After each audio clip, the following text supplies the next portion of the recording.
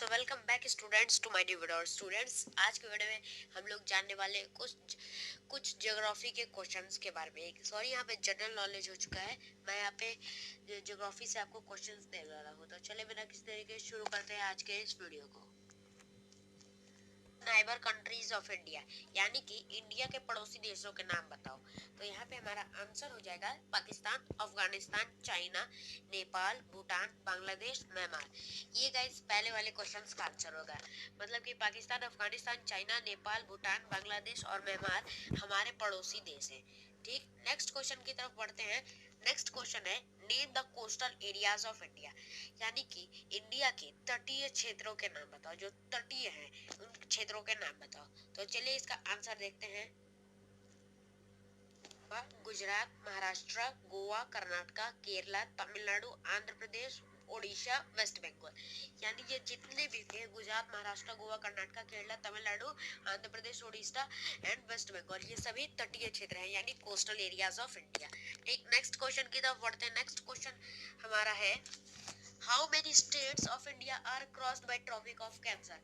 मतलब कि जो ट्रॉपिक ऑफ कैंसर जो गुजरती है, यानी कर्क रेखा, वो किन किन राज्यों से होकर गुजरती है। तो इसका आंसर हम लोग देख लेते हैं। इसका आंसर होगा Madhya Pradesh, Chhattisgarh, Jharkhand, West Bengal and Tripura and Mizoram. ये हैं ऐसे राज्य जिनसे कर्क रेखा निकलती है, कर्क रेखा इनसे गुजरती है। जिनमें गुजरात है, राजस्थान है, राजस्थान से बहुत कम गुजरती है और मध्य प्रदेश से सबसे ज्यादा है। इतना नोट कर लीजिए, ये इंपॉर्टेंट है। नेक्स्ट आता है, नेक्स्ट क्वेश्चन है name the cities of India which situated near the Tropic of Cancer. ऐसे शहरों के, भारत के ऐसे शहरों के नाम बताओ जो ट्रॉपिक ऑफ कैंसर के बहुत ज्यादा पास बसे हुए हैं। तो गाइस इसका आंसर होगा भोपाल। यानी कि गांधीनगर और भोपाल ऐसे भारत के दो शहर हैं जो ट्रॉपिक ऑफ कैंसर के बहुत ज्यादा पास है। ठीक, ये आंसर हो गया। नेक्स्ट क्वेश्चन आता है how many layers of atmosphere, यानी कि हमारे वायुमंडल की कितनी परतें हैं। तो इसका आंसर होगा, इसका आंसर है there are 5 layers of atmosphere, यानी हमारे जो वायुमंडल है उसकी 5 परतें हैं, जो कि है troposphere, stratosphere, mesosphere, thermosphere and exosphere. ठीक, तो ये तो हमारे 5 लेयर्स एटमॉस्फेयर में, जो कि है troposphere, stratosphere, mesosphere, thermosphere and exosphere. Next question की तरफ गाइस बढ़ते हैं। नेक्स्ट क्वेश्चन आया what is condensation. Okay guys, इसको मैं हाईलाइट कर देता हूँ, ये बहुत ज्यादा ये इंपॉर्टेंट है, मैं इसको हाईलाइट कर दिया। ठीक, यहाँ पे क्वेश्चन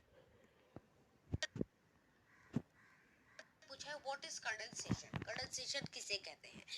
ये तो ज्योग्राफी में आता ही है, मगर ये साइंस में भी आ जाता है। तो चलिए इसका आंसर जानते हैं।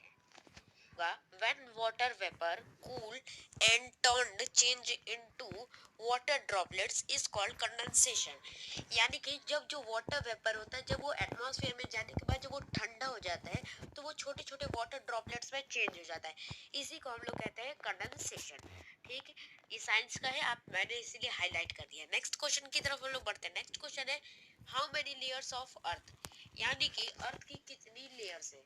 ज्योग्राफी का इंपॉर्टेंट क्वेश्चन ये है मेरे, हाउ मेनी लेयर्स ऑफ अर्थ। ठीक, तो इसका आंसर जान लेते हैं। इसका आंसर होगा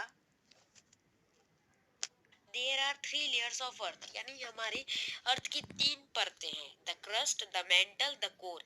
यही तीनों है, the crust, the mantle and the core. ठीक, नेक्स्ट क्वेश्चन आता है who is responsible for causing of tides, यानी लहरों के उठने में किसका हाथ होता है, कौन रिस्पॉन्सिबल होता है इसके लिए। तो इसका आंसर होगा सूरज और चांद टाइड्स के कॉजिंग में रिस्पॉन्सिबल होते हैं। टाइड्स यानी लहरें में, इसको ठीक हम लोग टाइड्स कहते हैं, जो कि इनको जिसकी वजह से होता है कॉजिंग रिस्पॉन्सिबल होता है, causing for responsible sun and moon are responsible for causing of tides. Sun and moon are responsible for causing of tides. इसका आंसर हो जाएगा। नेक्स्ट क्वेश्चन है which zone is very close to equator, यानी equator पे ऐसा कौन सा zone है जो सबसे पास है। इसका आंसर होगा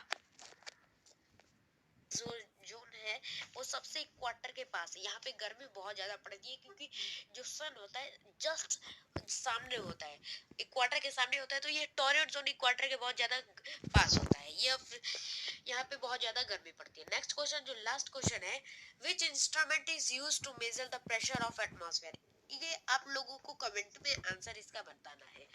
यानी कि एटमॉस्फेरिक प्रेशर यानी वायुमंडलीय दाब को मापने के लिए किस इंस्ट्रूमेंट का यूज किया जाता है, आपको इसका आंसर कमेंट में बताना है। अगर वीडियो पसंद आई होगी तो लाइक कीजिए, शेयर कीजिए, सब्सक्राइब कीजिए। मिलता हूँ, तब तक के लिए बाय।